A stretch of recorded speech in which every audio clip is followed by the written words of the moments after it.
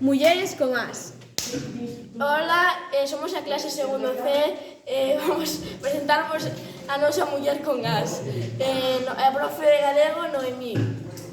Vamos comezar cunha pequena entrevista. Como te chamas? Noemí, Cantos anos tes? 41. Onde naciches? Nacín en Logroño, na Rioxa, pero cando tiña un ano vinen para Xinzo, E actualmente onde vives? en Piñeira de Arcos, no concello de Sandiás. Hola, queríamos saber a que te dedicas. Pois dedícome a dar aulas este ano neste instituto e aparte diso teño unha taberna. E queríamos saber como se chama a tua taberna e onde se localiza. Chamase a Arca da Noi e está en Vilar de Santos. Que ten de especial a Arca? Que se fai? Pois ali organizamos concertos todos os fines de semana e aparte diso tamén temos para comer hamburguesas moi boas, moi ricas, de bois que eran felices antes de morrer criados no concello de Allariz. Como se te ocorreu a idea de crear unha taberna? Pois a idea era un pouco que levaba moito tempo organizando actividades noutros lugares, como en Ourense ou en Santiago, e quería organizar actividade cultural na miña comarca, que é a Limia. Bueno, vamos contar un pouco máis sobre a súa vida. En 2005 fixo un ano de Erasmus en Lisboa e a Asociación Culturais de Cultura Galega e Lingua Galega. Vale, no 2006 Noemí comezou a facer actividade nunha asociación chamada A Esmorna.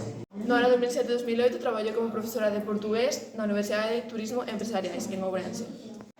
No ano 2012, restauración dun palleiro cun amigo que se chamaba Corte dos Bons. Ali faíanse concertos. No ano 2014 abre a Arca da Noi en Vilar de Santos e o primeiro concerto que dá é de Nar e Uxía. Dende ali hai 100 concertos anuais, os venres, sábados e domingos. A partir do 2016 dá clase de linguas, galego e portugués nas escolas de idiomas.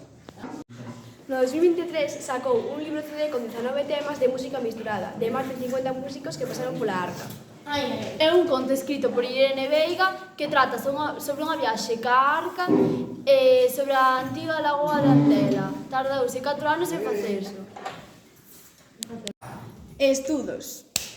Estudou na Rosalía de Castro ata os 9 anos en Xinzo de Limia e logo en Ourense na Irmá Villar ata os 14. Despois estudou no Otero Pedrallo en Ourense ata os 18 anos e na Universidade de Filoloxía Portuguesa e Galega.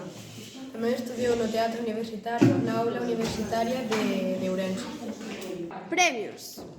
Ganou os premios Martín Kodax e a mellor sala de concertos de Galicia. Nos anos 2016, 2022 e 2024. E grazas, ya que acaba a nosa presentación.